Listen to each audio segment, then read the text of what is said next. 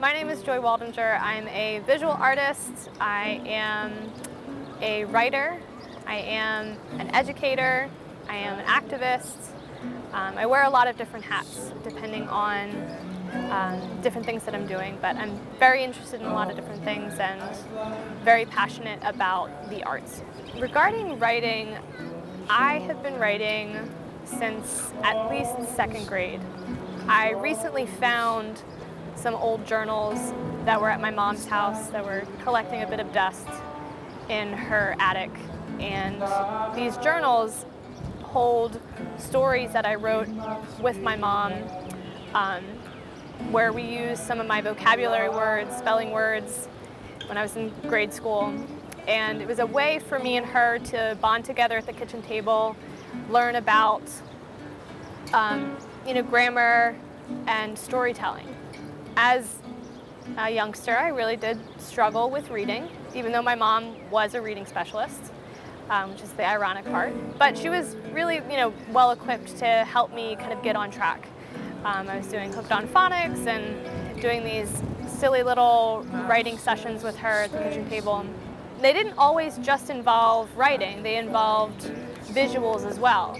As a kid, I was looking at a lot of different books, and stories always were accompanied by drawings or photographs. So I would either cut pages out of magazines or I would draw my own illustrations to pair with these stories. As I got a little bit older and became a pretty decent writer, my best friend in grade school, in third grade, we collaborated to create a short story called Hammy and Pee-wee's Adventures, which was basically about a hamster that got loose and became friends with a mouse. And at the time, we both had little hamsters, so it was something that we could kind of relate to, and just the storytelling that evolved from that and the drawings that evolved from that was something that I look back on now and I really cherish. I think about how important creative play is to a young individual, and how I think a lot of kids these days, they don't necessarily get those experiences in a similar way doing video games where there's avatars and there's some kind of creation there, but it's, I think, a little less raw in some ways as when I was a kid. As I got older, in high school, I did a lot more writing. I actually received the title Poet Laureate for my high school for poetry, which was exciting. It was really satisfying, having struggled with reading and writing, to start to be able to kind of change that narrative inside my own head about, who I am and what I'm capable of. A couple months ago, I did a reading, and it was a way for me to develop more, not just as an artist, but as a writer, and more of the narratives that I have to say. Over the summer, I worked with a friend who is a really talented illustrator, and we collaborated to create a children's book focused on a story that I've had pretty near and dear to my heart, about my parents, about divorce.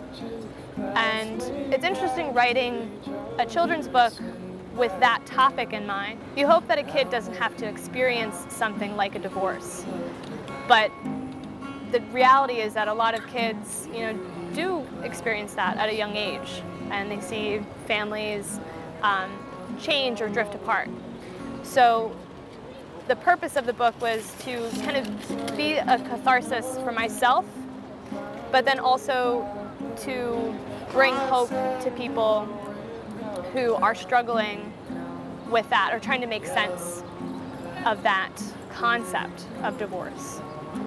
So in working with my illustrator, I was able to create something that we both feel pretty proud of.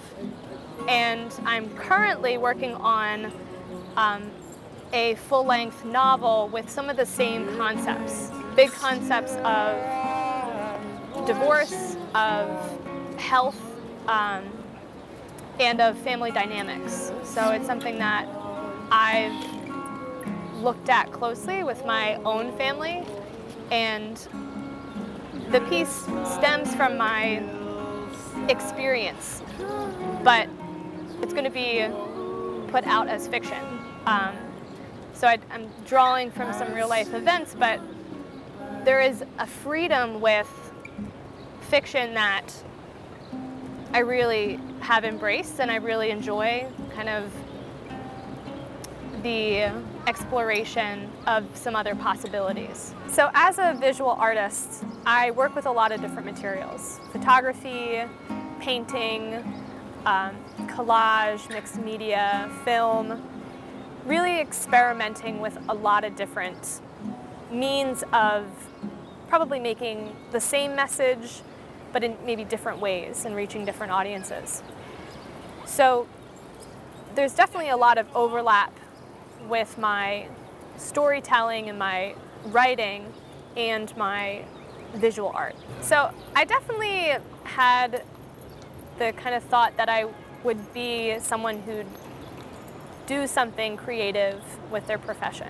I definitely had those insights when I was younger. When I was, say, about 10 years old, I like to boss my family around and have them star in these productions that I had put together. I would write a script, I'd cast family members or cousins to be various actors and actresses in, some sort of production, and then I would have either myself run the camera or my dad run his big, giant, bulky camera and capture another story. So like filmmaking when I was younger, it's a lot different than what it is now, but I was very interested in capturing stories of some kind.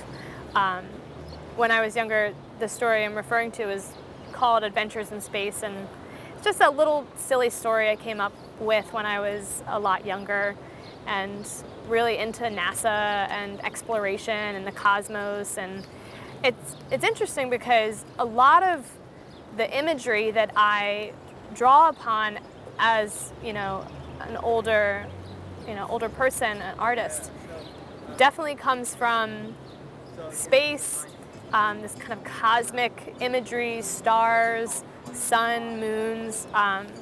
It's interesting that that thread has stayed kind of consistent, and it's actually something I'm just realizing right now as we're talking about this.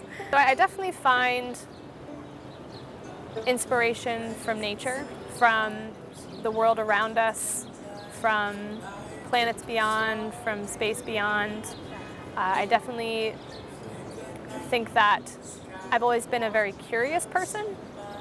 I've been curious about why we're here, the purpose of these interactions between people, the reasonings for people coming together and for people separating. So a lot I've focused on is, relationships, dynamics, and working very closely with my immediate surroundings and kind of studying what's in front of me, whether it be observational drawing or whether it be sitting on the train and capturing these small little moments that we really overlook in our day-to-day travels.